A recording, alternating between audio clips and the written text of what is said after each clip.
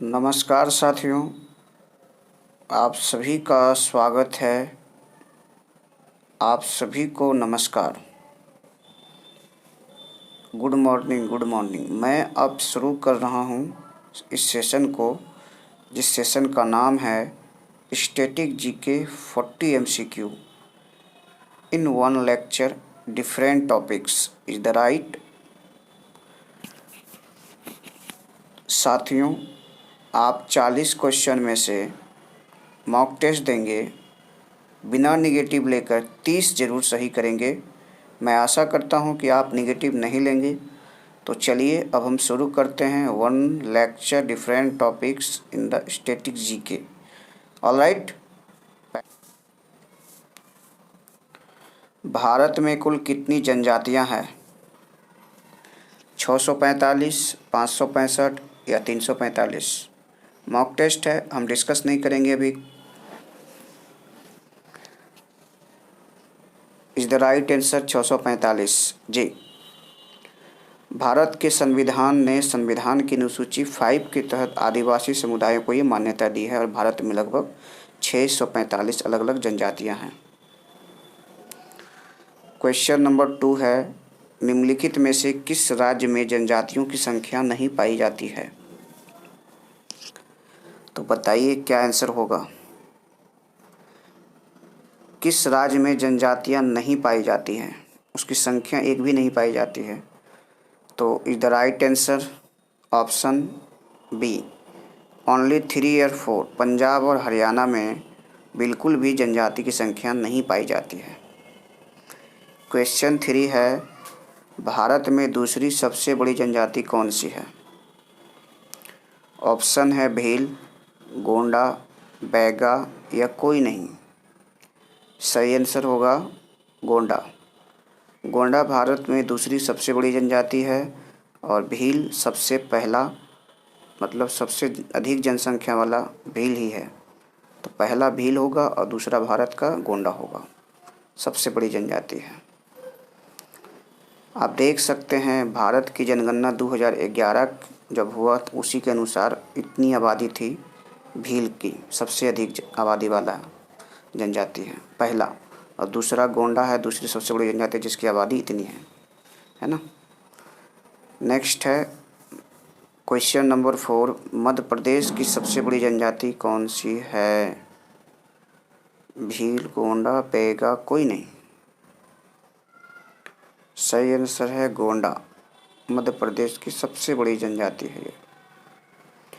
गोंडा सबसे अच्छी जनजाति है और मध्य प्रदेश में सबसे बड़ा समूह भी बनाती है। क्वेश्चन नंबर 5 है, गारो, खासी और जैंतिया जनजाति किस राज्य में स्थित है? जी, तो सही आंसर है मेघालय। मेघालय में ये स्थित है गारो, खासिया, जयंती। रणथंभौर राष्ट्रीय उद्यान कहाँ स्थित है? यानी नेशनल पार्क आपको बताना है।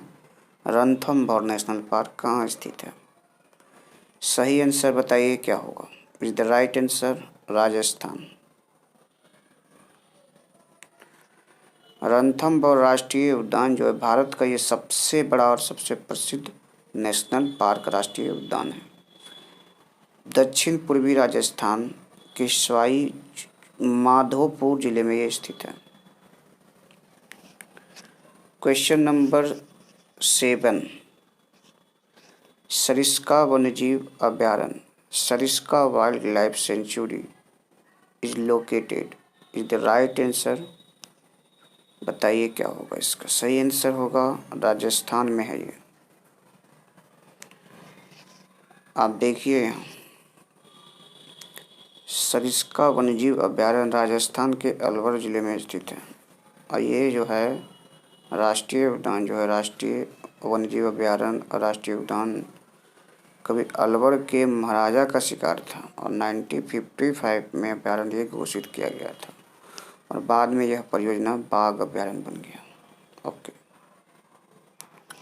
नेक्स्ट क्वेश्चन है क्वेश्चन नंबर 8, चिल्का पक्षी अभयारण्य, चिल्का बर्ड सेंचुरी कहाँ स्थित है? तो ये सभी को पता है, ओडिशा में स्थित है। केवलादेव राष्ट्रीय उद्यान किस स्थान पर स्थित है? तो सभी को पता है, केवलादेव नेशनल पार्क राजस्थान में है। केवलादेव राष्ट्रीय उद्यान यानी नेशनल पार्क को पहले भरतपुर राजस्थान में भारत में भरतपुर पक्षी अभयारण्य के रूप में जाना जाता था। आरलम वन्यजीव अभयारण्य स्थित है। पहले आप ये जान लीजिए कि एक ओणम भी होता है। ओणम ये एक त्यौहार है। ओणम क्या है? ओणम एक त्यौहार है केरल का। और अरलम एक वाइल्ड लाइफ सेंचुरी है, ये भी है केरल का। तो आपको हमेशा याद रखना होगा। आरलम वन्यजीव अभयारण्य केरल दक्षिण पश्चिम भारत का ये सबसे उत्तरी वन्यजीव अभयारण्य है जी। व्यापार के दृष्टिकोण से सबसे व्यस्त महासागर कौन है? ऑप्शन देखिए, हिंद महासागर, अटलांटिक महासागर और प्रशांत महासागर। तो एक आर्कटिक ओशियन, एक अटलांटिक है, हिंदी गलत लिखा हुआ है। सही आंसर होगा अटलांटिक महासागर। सुंडा ट्रेंच कहाँ स्थित है? तो सभी को पता है, ये हिंद महासागर में स्थित है। डॉल्फिन चैलेंजर कहाँ स्थित है? तो आप बता सकते हैं, तो बताइए। अटलांटिक महासागर में स्थित है। प्रसिद्ध रिंग ऑफ फायर सभी को पता है कि ये प्रशांत महासागर में स्थित है। Ring of fire. समुद्र का पानी बारिश के पानी की तुलना में खारा क्यों होता है? अब कोई भी समुद्री जानवर नमक तो उत्पन्न कर रहे हैं, ये गलत है। समुद्र के चारों ओर की हवा खारा है, ये भी गलत है। समुद्र बेड़ में नमक उत्पादन खदानें हैं, ये भी गलत है। सही होगा कि नदियाँ जितने भी पृथ्वी से लवण को धोती है, उन्हें समुद्र में डाल देती है। तो ये समुद्र का पानी बारिश के पानी की तुलना खारा हो जाता है। ओके। इलेक्ट्रिक जनरेटर का आविष्कार किसने किया? अलेक्जेंडर ग्राहम बेल तो फ़ोन का किया था। थॉमस एल्वा एडिसन,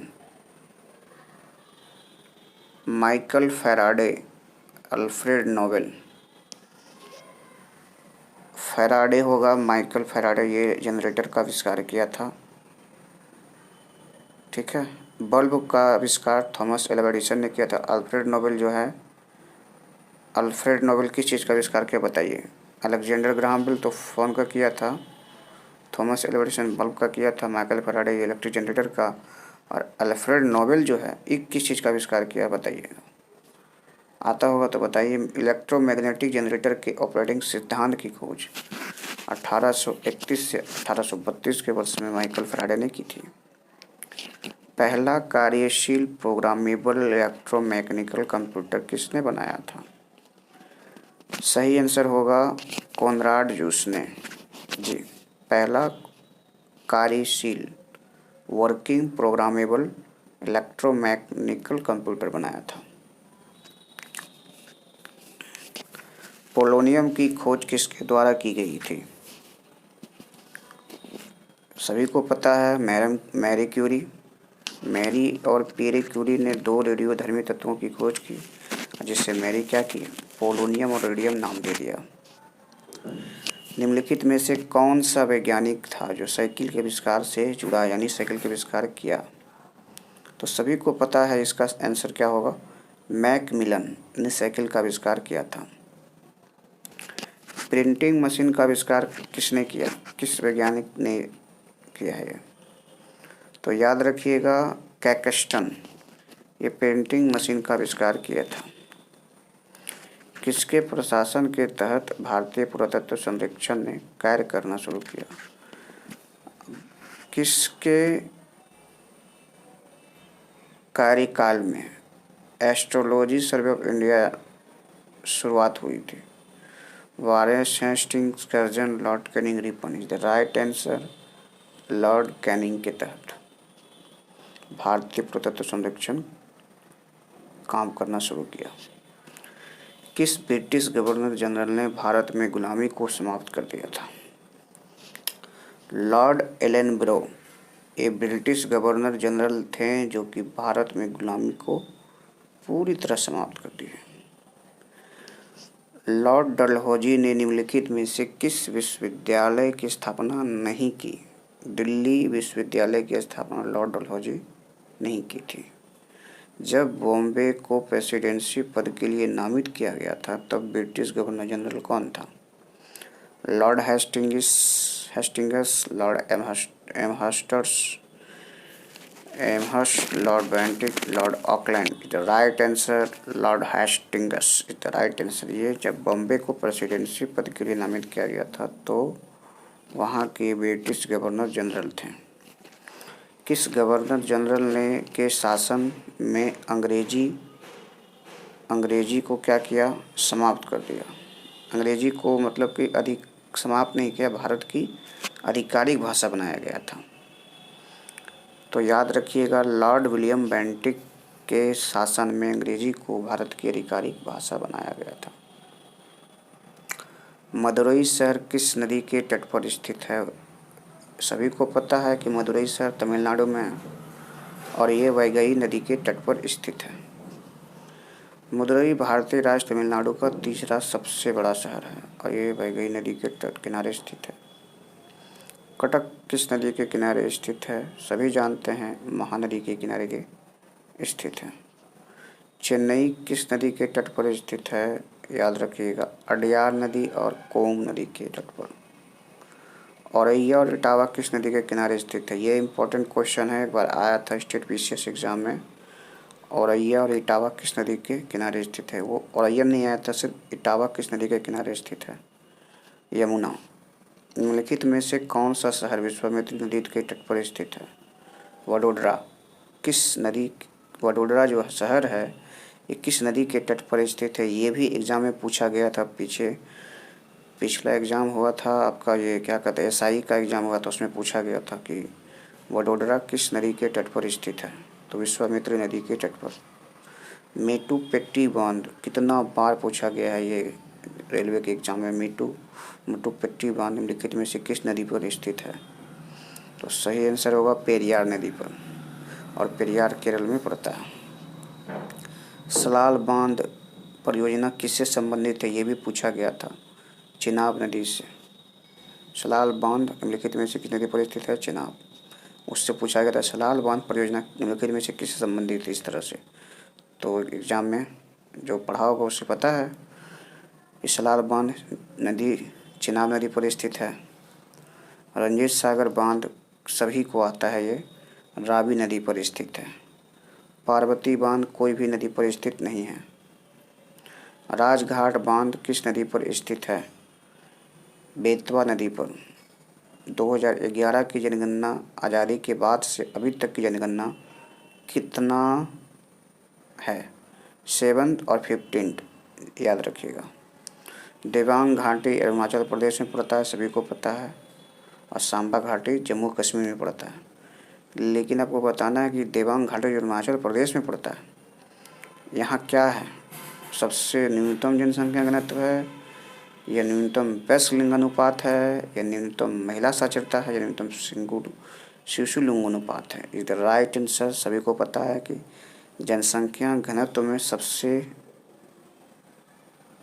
अधिक राज्य राजस्थान है और सबसे जनसंख्या घनत्व में सबसे कम अरुणाचल प्रदेश के दिबांग घाटी है। और तो घनत्व की बात होगी, लेकिन सिर्फ जनसंख्या की बात होती है तो सबसे ज़्यादा जनसंख्या यूपी में है और सबसे कम सिक्किम में। 2011 की जनगणना का नारा क्या था? ये क्वेश्चन एग्जाम में पूछा गया था, सीपीओ में,